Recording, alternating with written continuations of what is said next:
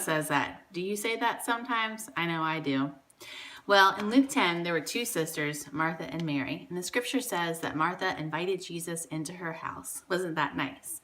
Well, then Mary, her sister, took her seat at Jesus' feet and she sat there. Martha was distracted with much serving, the scripture says. Well, invariably, she comes to Jesus and says, "Hey, Jesus, why my sister's left me all alone. Why don't you tell her to help me?" And this is what Jesus says. He says, "Martha, Martha, you are worried and troubled about many things, but one thing is needed, and Mary has chosen that good part which will not be taken from her." Now, Jesus wasn't chastising Martha for being willing to serve or for serving him. We know that Jesus said another place in the scripture that it's the servant that's the greatest in the kingdom. I believe what Jesus was highlighting to Martha was the state in which she was serving. He says that she was distracted, she was worried, and she was troubled.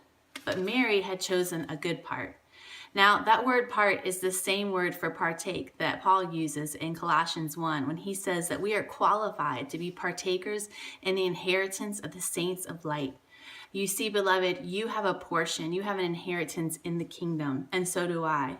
And it's from that place that we should serve the Lord. It's from that place that we can serve him with a heart free of worry and trouble. If you're busy serving God, that's great, but examine in which state is your heart. Because one thing is needed, and Jesus said that would not be taken away from Mary, and it won't be taken away from you or I.